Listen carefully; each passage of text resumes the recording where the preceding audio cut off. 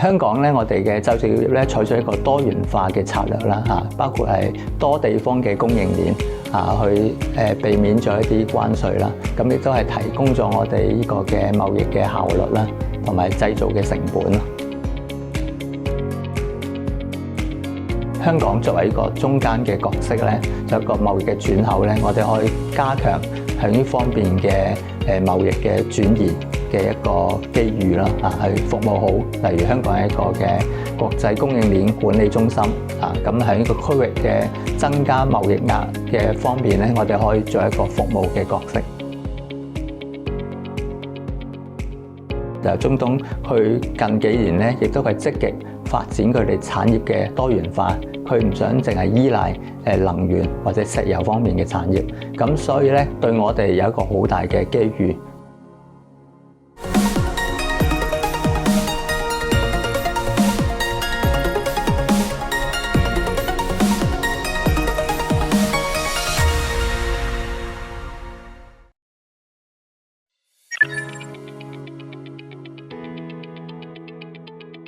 香港出口去美國，其實我哋嘅數字唔高嘅，我哋一年大約係60億嘅港幣出口去美國，咁呢個係佔我哋整體嘅出入口咧係0.幾個%嘅啫，咁所以呢個對整體香港經濟影響咧係唔會係話好大啊。咁相反就係呢啲企業可能佢依家就會係失咗佢呢個嘅生意啦，美國因為美國嘅關稅應該係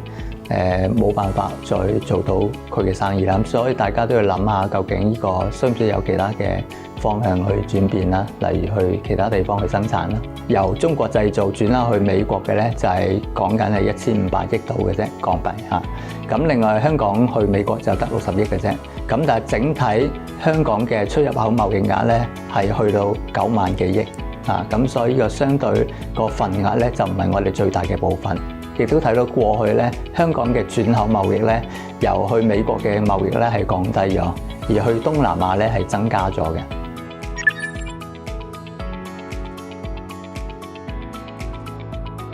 係，我覺得呢個咧係香港嘅一個優勢啦。我哋係一個自由港啦，免稅港啦，我哋係冇呢個嘅銷售稅啦咁呢個係我哋嘅優勢啦包括我哋嘅航運嘅服務啦我哋嘅世界聯通啦各方面，咁我覺得呢個係對香港嘅自由港或者一個購物天堂咧係有利。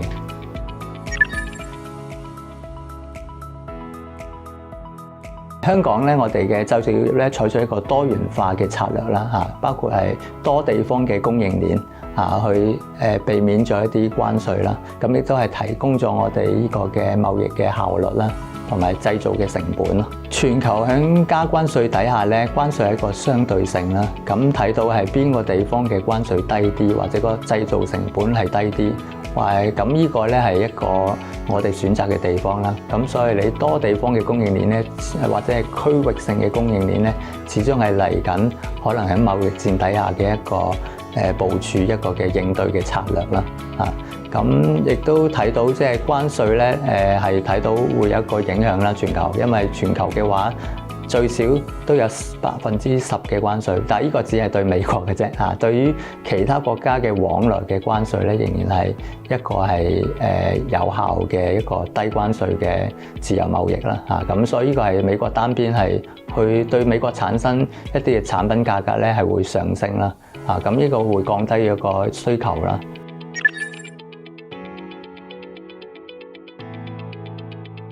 依家其實個政策不斷咁變啦，咁變咗大家咧都係咩都唔敢喐住就好多嘅投資或者嘅部署咧都係暫停啦先，因為唔知聽日個政策係點樣，或者關稅佢會點樣嘅走勢啦。咁所以我哋依家咧就係最緊要咧就係我哋啲貨物首先已經落咗訂單嘅貨物，依家要收到款先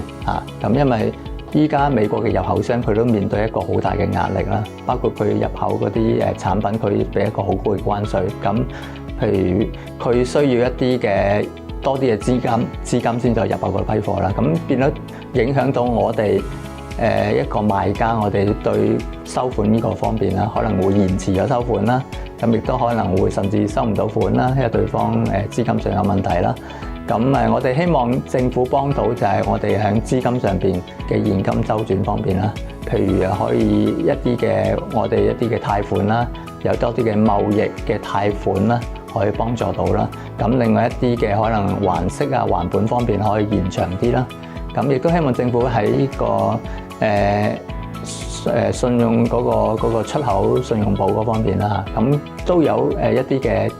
策略啦，一啲嘅政策咧，係幫助我哋可以去喺保險上邊可以保護到我哋啲貨款嘅方面，收唔到方面可以有啲嘅保障咯。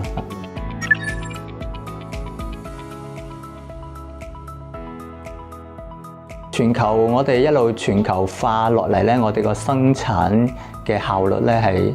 去到一個最高嚇，即係效率最高啦，亦都係產品嘅價格可以去到最低啦，亦都令到大家都係受惠啦，貿易都係會更加之係繁榮啦。咁依家逆全球化底下咧，變咗整個生產鏈咧，成個供應鏈咧係分割咗，咁佢降低咗成個嘅效率，亦都增加咗個成本。咁對呢個影響咧，就經濟會影響啦。第一，同埋有個保護主義咧，變咗大家嘅貿易咧係會減低咗。其實香港喺呢個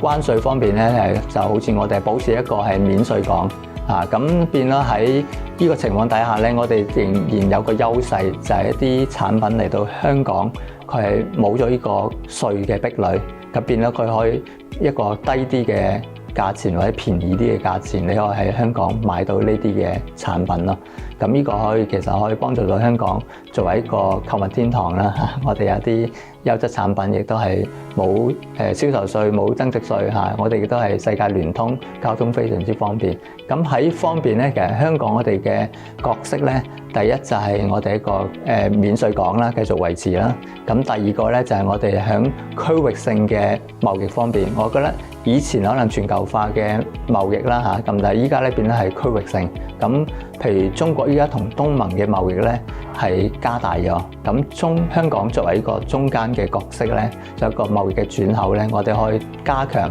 喺呢方面嘅貿易嘅轉移嘅一個機遇啦嚇，去服務好。例如香港係一個嘅國際供應鏈管理中心啊，咁喺呢個區域嘅增加貿易額嘅方面咧，我哋可以做一個服務嘅角色。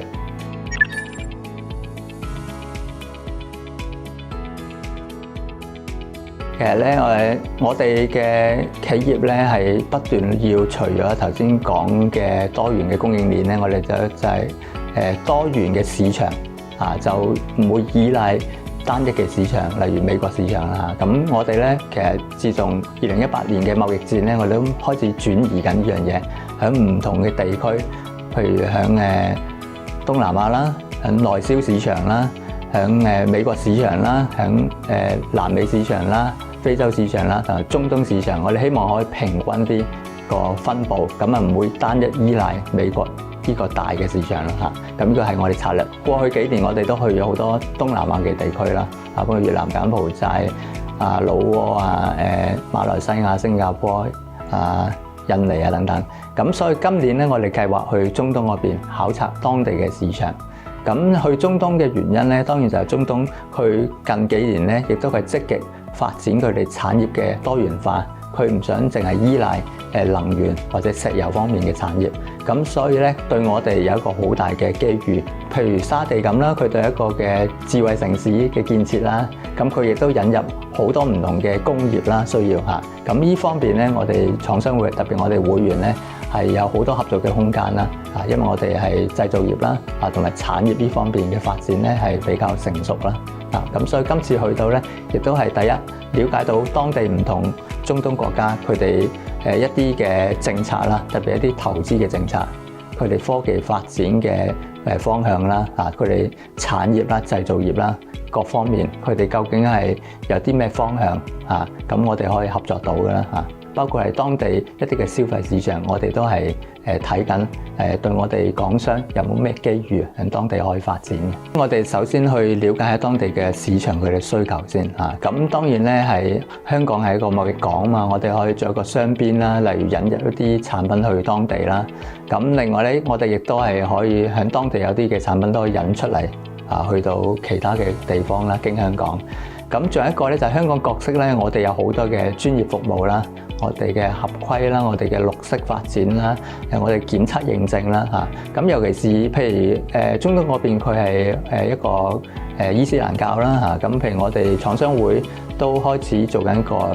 哈拉，即係伊斯蘭嘅一個認證啦，清真認證啊，同埋一啲嘅培訓啦，咁可以幫助到我哋嘅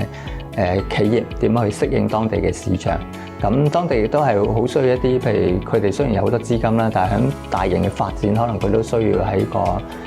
資本上嘅一個支持啦嚇。咁另外佢嘅有啲可能一啲嘅資產管理啊，佢都好需要啦，金融服務啊，佢哋都需要啊。咁所以喺好多嘅領域，入邊有啲嘅高新科技都係嚇，可以同香港有好多嘅合作啦。